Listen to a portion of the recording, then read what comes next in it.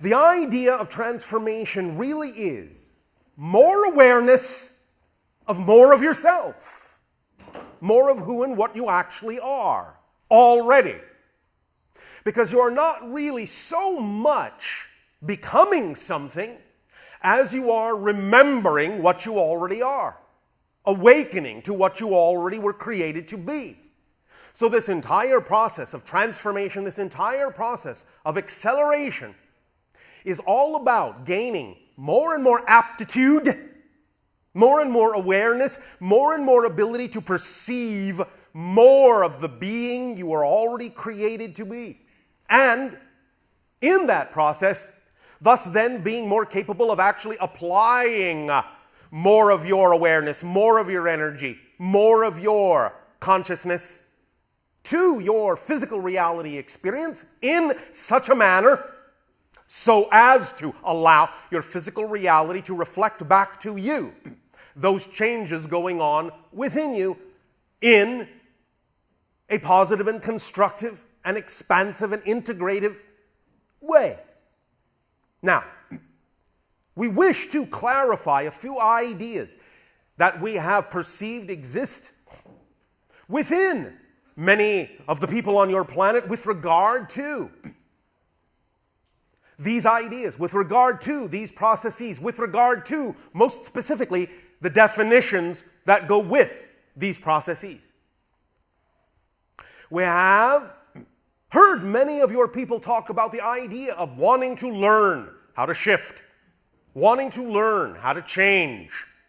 And again, I remind you, it isn't really about learning how to shift, learning how to change.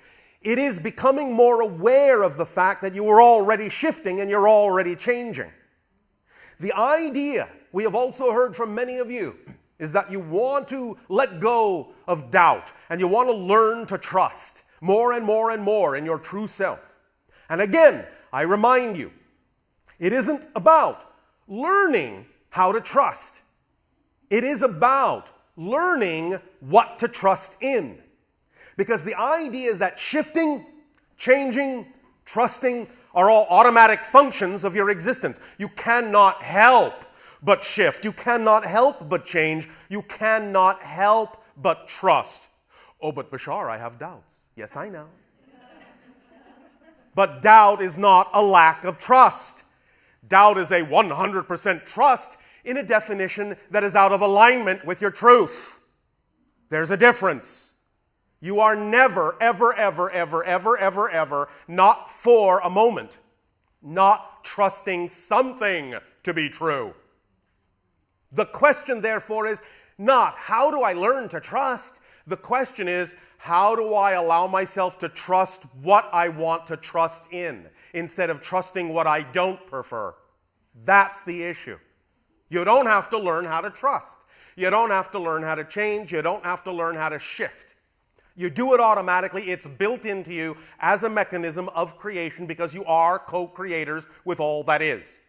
So let go of the idea that this has to be difficult, that you have to learn something difficult, that you have to learn to do something you don't know how to do. You're already doing these things. You do them as absolutely automatically, so automatically, you don't even know you're doing them. That's the issue. So we remind you now that you know how to do all this changing and shifting and trusting. You do it all the time. What we will now work together with you on is examining the idea of having more conscious awareness of the fact that you're already shifting, and thus then you can apply your focus to shift in the way you prefer. You can apply your focus to change in the way you prefer. You can apply your focus to trust what you wish to trust in, what you prefer to trust in. But now that you know you don't have to learn to change, learn to shift, and learn to trust, it lightens up the load. You don't have so much to do. It's all on automatic, and all you have to do is direct, slightly and subtly, and most profoundly direct the course of those changes and shifts and trusts. And how do you do that? Thank you, I'll tell you. The idea, again, is to become more aware, much, much more aware of the definitions in your life, so that you are not hampering yourself, so that you are not impeding yourself with a definition in your consciousness that doesn't work for you. Many times on your planet, being brought up with certain ideas, certain belief systems in society, and from your parents, you are spoon-fed, along with your baby food, a diet of ideas without even knowing it. Your parents telepathically, no fault of their own, because this is what they learned from their parents and their societies, will automatically spoon-feed you telepathically with certain ideas they hold to be true. The idea thus then is that when you are a child, you don't really know that you are on a double diet of food and ideas. But when you grow up and ostensibly, supposedly, become adults, the idea thus then is that when you are now expected to be on your own, you suddenly start regurgitating all these ideas. You suddenly discover all the ideas you were spoon-fed as a child and now have to deal with, and now have to discover that some of them don't go down lightly because they don't belong to you. They're not digestible by you. They are ideas that may or may not have worked for your parents or other members of your society, but by being generally spoon-fed this entire array of ideas, you will now be expected, in a sense, as an adult, to figure out which one of these ideas works and which you wish to continue to incorporate in your being, and what ideas do not work for you and which you are willing to let go of. But first you have to find out what they are, because these ideas were spoon-fed to you at a level and at an age where they are primarily unconscious within you. Thus then, that's why you suddenly discover, as you set out on your lives, that you may run into what you call impediments or obstacles. But these are really just opportunities to discover ideas that exist within your unconscious mind and bring them into conscious realization so that you can, in fact, deal with them and decide whether you prefer to keep them. And if you do, thus then allow yourself to integrate them consciously within your mind. And if you decide not to keep them, to figure out how to let them go and replace them with ideas that you prefer to define yourself as a person you prefer to be. For example, we have used this many times. We will use it now just as an illustration of what we are talking about. Again, some of these ideas, some of these definitions are so inherently in your unconscious mind, you may automatically assume that there is no other way to define certain things in life. And therein becomes the sticking point, because it seems natural and automatic to define things in a certain way, when in fact, absolutely nothing in physical reality has an automatic definition. Everything in physical reality is fundamentally neutral and has absolutely no built-in meaning whatsoever. The greatest gift you have been given by creation, and I know this will sound funny to your ears, is that life is meaningless. What that means is you decide what things mean, and the meaning you give to something, no matter what the situation is what absolutely and utterly determines the effect that that situation has in your life, because that situation does not come with meaning built in automatically, although it may seem sometimes to be so, because you're so automatically and unconsciously supplying a meaning to a circumstance, to a situation, that you think it just automatically must mean this, when in fact you have supplied the meaning unconsciously and thus gotten a reflection back of the fact that you have supplied that meaning, and the reflection comes bouncing back so fast that you think it's actually inherent in the situation, when in fact it's nothing but a reflection back to you.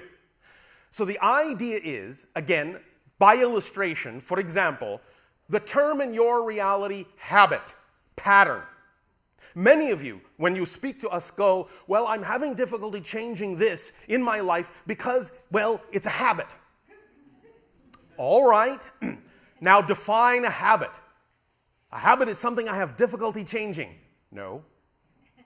Define a habit. Our definition is a habit is something you do that you don't know you're doing. But when you know you're doing it, it's not a habit anymore, it's a choice. The idea is similar to your forest and the tree analogy. When you see the individual trees, you are in the forest. But the only way for you to actually see the whole forest is to actually be outside the forest. The only way you can see the whole forest is to no longer be in it. Thus then, a habit, being something that you don't know you're doing, once you know you're doing it, you don't have it anymore. You're outside the habit. You're beyond the habit. You've actually let go of the habit in order to consciously recognize you had it. But because of the definitions that exist in your society that say, oh, all right, now you recognize you have a habit. Now what kind of a process do I have to go through to get rid of it, to change it? Well, you see, from our point of view, in our definition, recognizing that a habit is something you do you don't know you're doing, once you know you're doing it, if you understand that the only way to know you had the habit is to already have let it go, to be outside of it, to no longer have it, then the process is done. In other words, the recognition that you had the habit is the end of the process, not the beginning. Yeah. But the idea is that if you then keep continuing to do things you say you don't prefer to do, what does that tell you? Well, as we said, it's a choice. So now the question would be, why would I choose to keep doing something that I say I don't prefer to do? Very good question. Let me explain the idea once again of the mechanism of motivation. Because I will tell you this, you only have one mechanism of motivation for everything that you do. Yes, only one, no exceptions, no, not even you. The idea is that always, unerringly, and automatically, and immediately, and I mean immediately, instantaneously, you will always choose something in the direction that you define as positive for you.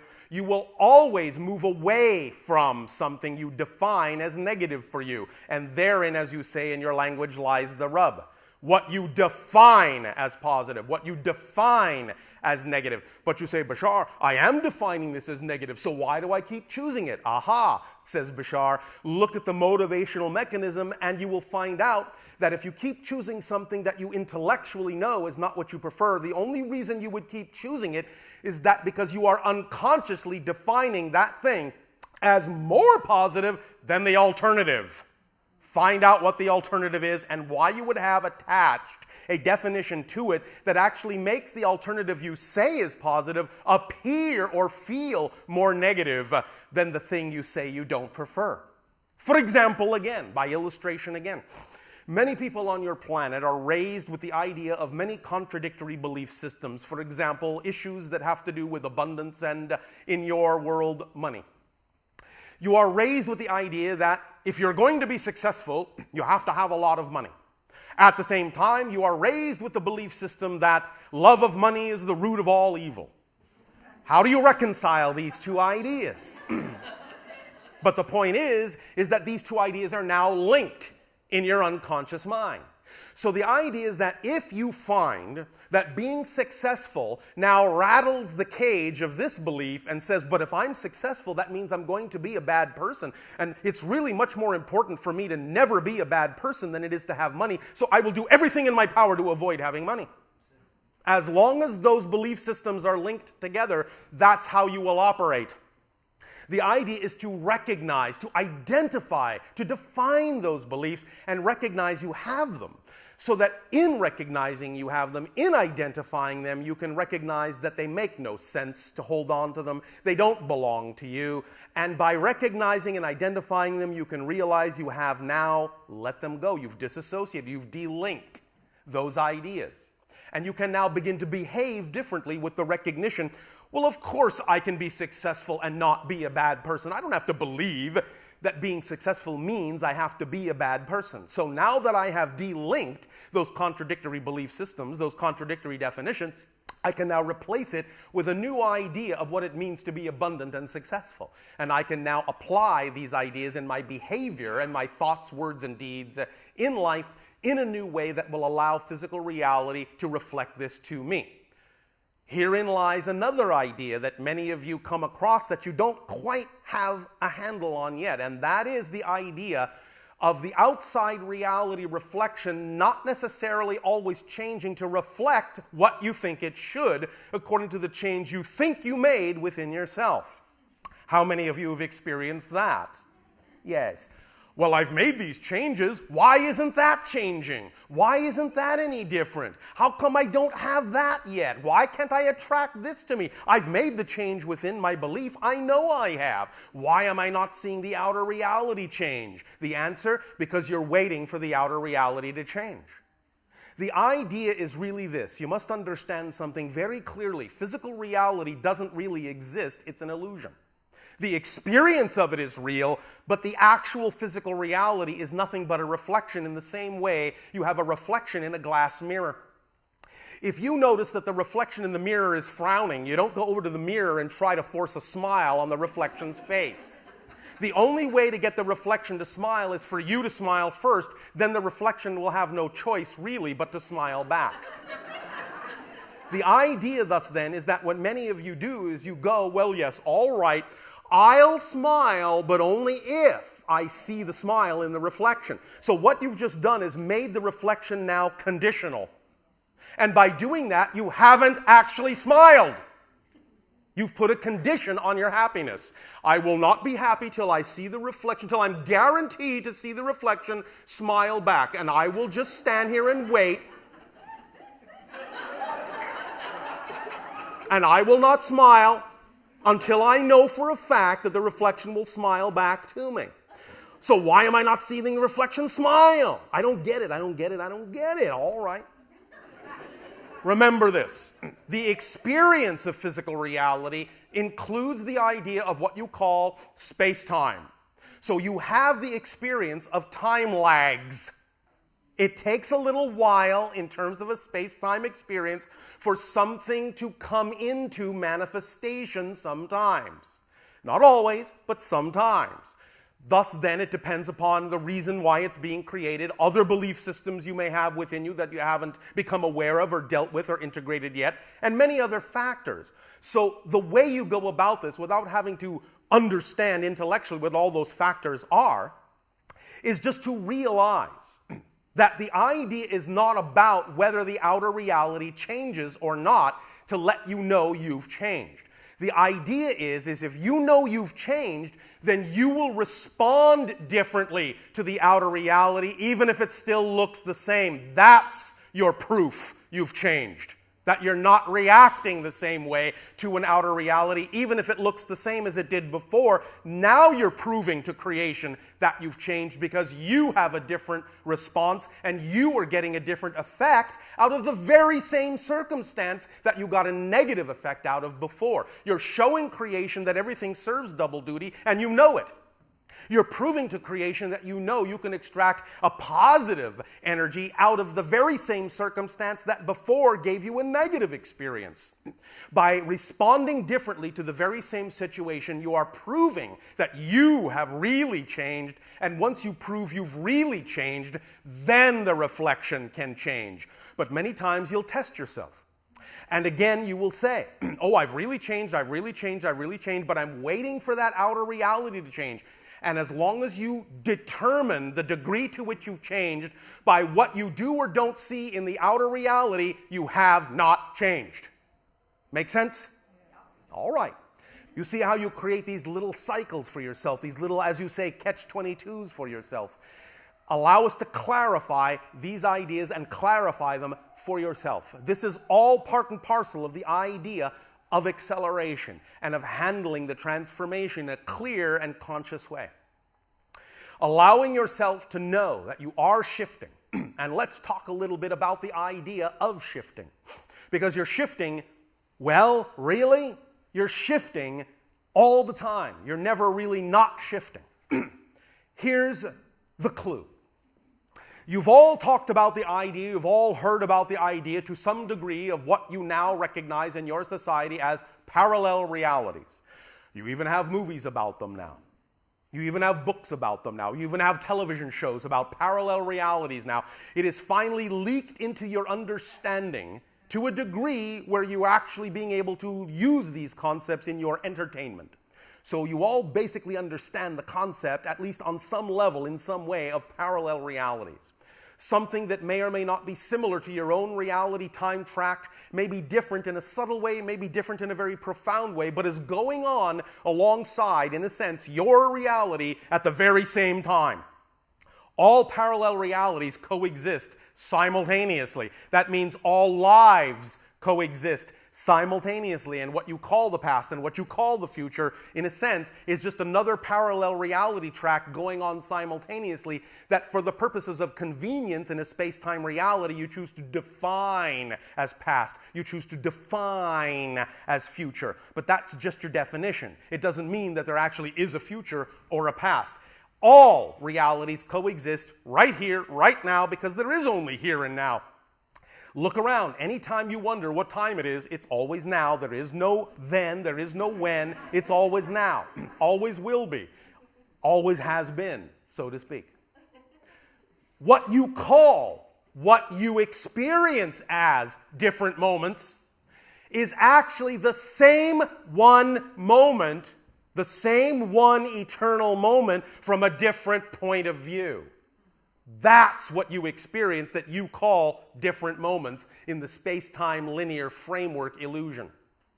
But knowing that what you're actually doing is seeing exactly the same eternal infinite moment from a different point of view tells you that every single little change, every single little shift is nothing but a different point of view of the same existence, the same eternal now. And thus, you can realize that in order to experience movement at all, you actually must be shifting your perspective and shifting from parallel reality to parallel reality, moment to moment to moment to moment to moment to moment to moment to moment to moment. That's what the moments are, is shifting your perspective of that eternal moment that contains everything. So, in reality, you're already shifting through billions, literally billions of parallel realities every second in order to even have the illusion you call movement in physical reality. Because each and every parallel reality is by itself unmoving. It's like a still photo. It doesn't move. It's just a description of a position relative to other things. This is one whole parallel reality. This is another, and another, and another, and another, and another, and another, and another, and another, and another. Much like your frames of animation, much like your frames of film.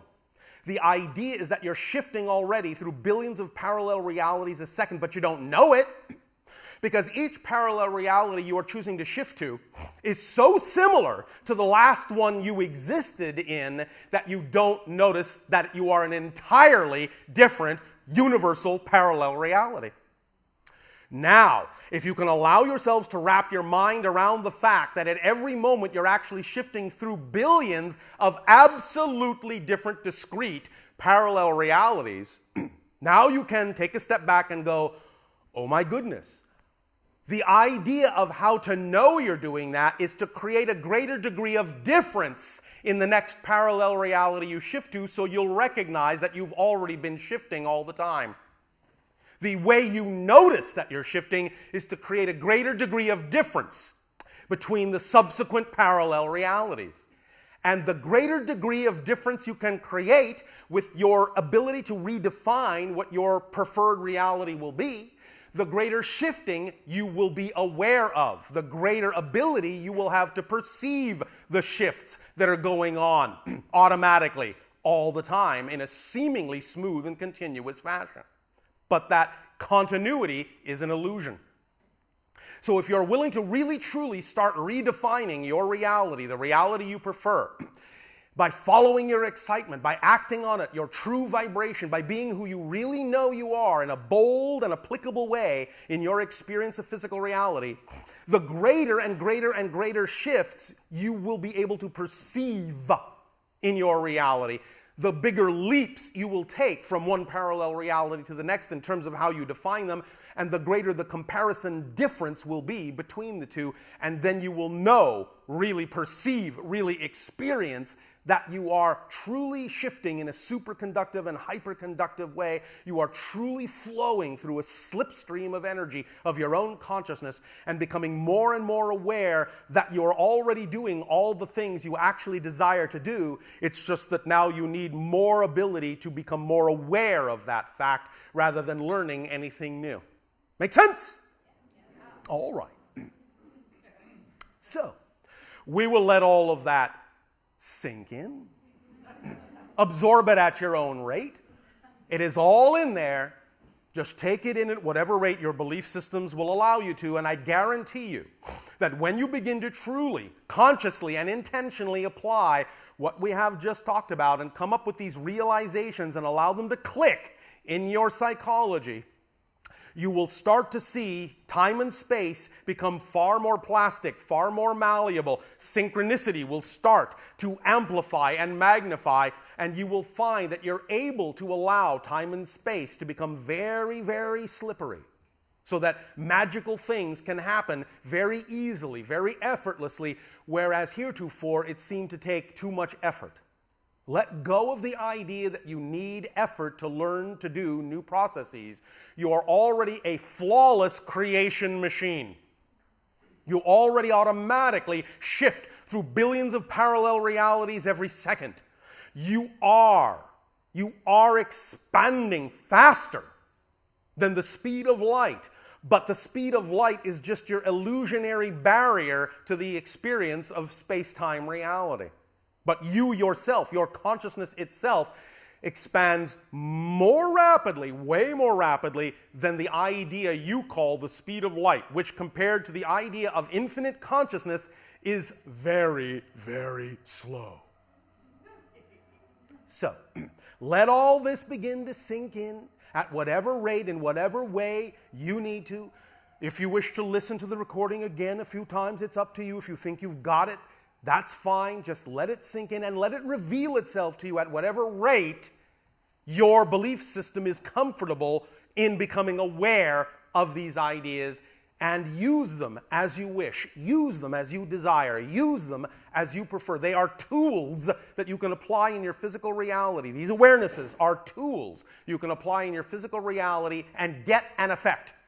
Remember, what you, in your reality, have now more recently called the law of attraction, what we in our reality call the third law, is what you put out is what you get back. It's as simple as that, but simply remember that what you're getting back is nothing but a reflection. You are the prime cause in your life. Nothing else controls you. Nothing else can. Nothing else has the power to. Only by your agreement can you be affected by anything anyone else offers you, be it positive or negative. Only by your agreement, whether it be unconscious or conscious, only by your agreement can you co-experience anything similar to what another individual is choosing to experience. So it's completely in your hands, it's completely up to you. You are completely self-empowered beings. Therefore, all of this simply comes to you by way of information that works for us in our reality that we know can work for you in your reality, but it's up to you to decide whether or not you prefer to take it in and use it in that way. If you do not, it's up to you. Because we love you unconditionally and must allow you to decide what is true for you.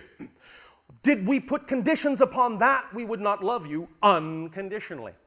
One more definition, many people in your society would benefit from looking up, is the word unconditional. Because many times people on your planet will say, well, yes, I love you unconditionally except for this one condition.